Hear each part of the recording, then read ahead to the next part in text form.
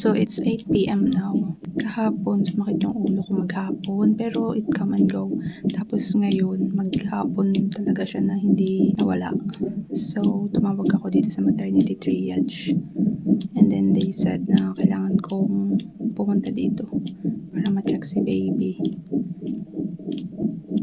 Kaninang mga 5 or parang magsi-6 na ata yun.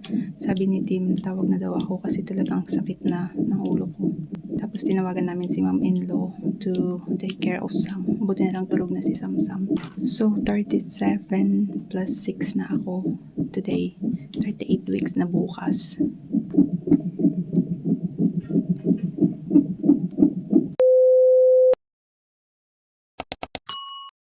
Good morning. So, umuwi din kami kagabi, mga 12 midnight na nung nakauwi kami dito sa bahay. We decided to go home kasi ang sabi nila, I can stay there. They put me or transfer me in the ward just to monitor kasi ngayong headache ko hindi bumababa. Tsaka ayoko kasing mag-take ng paracetamol so they will just observe me. Pero yun, kung parehas din lang naman. So, we decided to just go home to have proper rest. Pero hanggang ngayon may headache pa rin ako. Ayokong uminom ng paracetamol kasi I don't believe na safe siya. Although sinasabi nila na safe ang paracetamol, ganun. Pero I just don't wanna take any painkillers. Sakit talaga ng ulo ko kahit nagsasalita.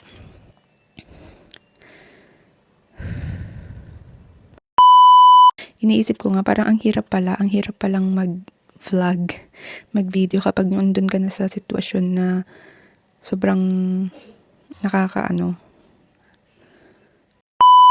Ang sakit talaga ng ulo ko. Kagabi nga nung nasa hospital kami, parang gusto kong mag-video, ang dami kong gustong i-video pero wag na. Parang ang hirap pala.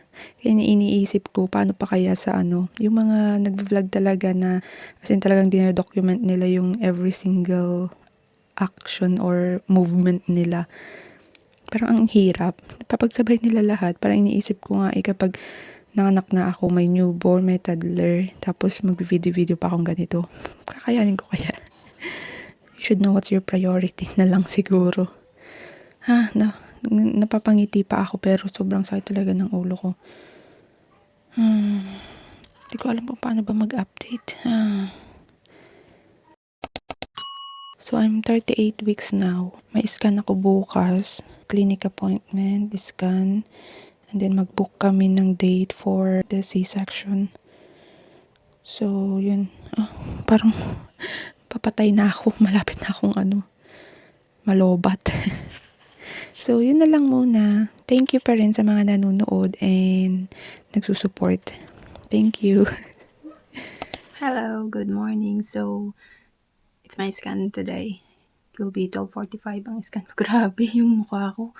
Puyat na puyat. Kasi kanina, hindi ako nakatulog. As in, 2 a.m. Nag-start siya ng 2 a.m. May tight contraction ako until 5. Magsi-6 na ata, ganun. Doon lang ako nakatulog. Tapos nagising ako mga 8 na. So, dadating si mom-in-law ng 12. And it's almost 11 a.m. now. Alaga niya si Sam. Pero pinunta muna ni Tim si Sam sa playground para makalabas muna siya. Para hindi siya bored dito sa bahay. So, I will update later about sa appointment namin.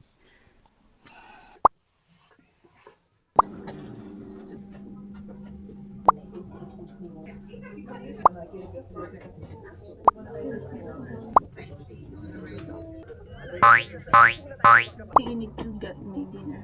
Power bank for my iPhone and my iPad. Get the hospital bag. Yeah. Yep. Love you. Okay. Umuwi na si Tim kasi kukuha siya ng mga damit at gamit ko here. Charger. Tsaka, I don't know kung dadalhin niya si Sam. So, they decided na I need to be admitted today kasi they checked me and my cervix is a bit open. So, nasa early stage na daw ako ng labor. Kaya this past night talagang grabe yung contraction ko and it got worse towards the end of the night, like from 11 p.m. to 3 a.m. ganun. Magsasubside lang siya around 5 or 6 a.m. Pero may contraction pa rin ako kahit ngayon. Pero hindi siya ganun ka intense. Pero meron pa rin siguro mga every 15 minutes. Tapos grabe ang headache ko. Kaya yun, they decided na kailangan ko ma-admit para maobserbahan nila ako. Tapos kung hindi man ako mag-labor anytime soon, ang schedule ng aking elective C-section will be on 39th week, which is next week.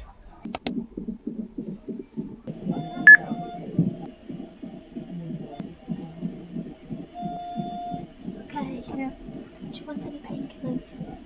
Absolutely fine. Baby looks really happy. He's happy. Thank you.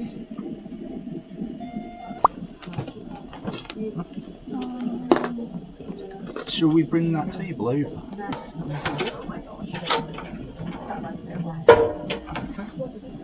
Pika? Mama? Where's Mama? Mama? Thank you. So those are two types of sauce. A garlic sauce. Thank you. Are you alright, son? May Samsam nandito. So, nagbihis lang ako. Umalis sa city at saka si Sam. I got this book just to read. Diana. Hopefully I can read it. Kasi malapit ko na matapos yung The Crown. Parang isang episode na lang ata. Season 6 ng The Crown. And then, Tim got me this book. Diana. Hopefully mabasa ko siya. I will try to get some sleep now.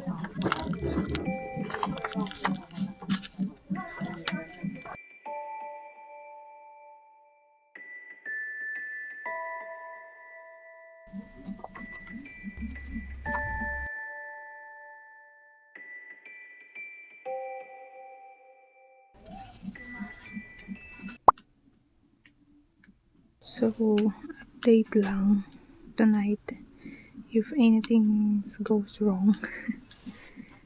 I mean, kapag hindi ko na kaya yung pain, kasi parang every 5 or within 5 to 10 minutes talaga yung contraction ko, tapos may headache ako. Yun, urgent C-section na ako.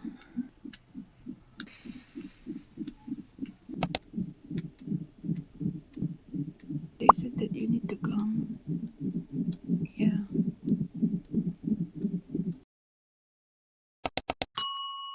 So, update today. Tinawagan ko kaninang madaling araw si Tim kasi ang sabi nila, ililipat ako sa labor ward kasi I might having early signs of labor. Kasi yung tight contraction ko is every 5 minutes talaga. Tapos, nag-take na ako ng paracetamol kasi talagang sobrang sakit na. But then, in-examine nila ako and hindi pa ako dilated. And it's just, for me, bakit nila hintayin na mag-dilate ako? Parang ganun. Hintayin pa nila akong mag-labor, ganun. Kung ang gusto ko naman talaga is C-section. Pero they just said na ganun talaga. Para, kasi doon nila malalaman na si baby, gusto niya nang lumabas. Kasi syempre, the more na mag-stay si baby sa loob is better. Kaya, yun, ganun talaga.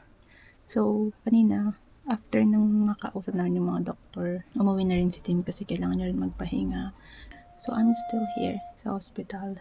Nagkuha din sila ng mga blood sample ko kasi they will check if I'm having preeclampsia kasi yung headache ko, though ang blood pressure ko okay naman, pero dahil may nangangati yung kamay ko, ganun, tapos medyo may nakikita sila sa urine sample. So, just to make sure, nagkuha sila ng mga blood sample sa akin and then just waiting for that result. And then, yun, just waiting here and resting. So, that's the update. I don't know kung makakauwi pa ba ako. I mean, I don't know kung papauwiin pa ba ako until 39 weeks ko, which is between 11 to 18th. So, I'm not sure.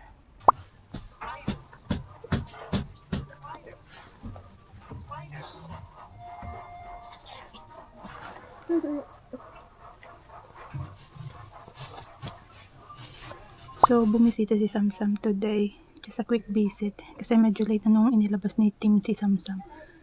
Just to get some air. And then, yun, umuwi na din sila. Tapos I just took a shower and they need to keep me here at the hospital again overnight. And most likely, uuwi ako bukas if ever hindi mag-progress yung labor ko. Kasi pag ganitong daylight, nasa 10 to 15 minutes yung interval at hindi ganun siya ka-intense. Siguro napapagod din si baby. It's 7:31 na ng gabi and I also had dinner. Pag ganito ng gabi, I'm preparing kasi talagang yung contraction or tightening until like madaling araw. So hopefully, maging okay tonight and makauwi bukas at ma-reach hanggang 40 weeks or ma-reach yung full term until next week. May schedule naman na kami for C-section. It's just that kung mag-labor ako ngayon, nandito na ako sa hospital at magiging emergency C-section siya. So, yun. Yun lang ang update. I'll update tomorrow if makakauwi kami. Hello. So, it's 1:18 na ng hapon. Hindi na talaga ako makapag-video kapag andun ako sa sitwasyon na nagle-labor. Yung talagang tight contraction. So, kaninang madaling araw, ganun ulit. 2 a.m. nagsimula as in 3 to 5 minutes.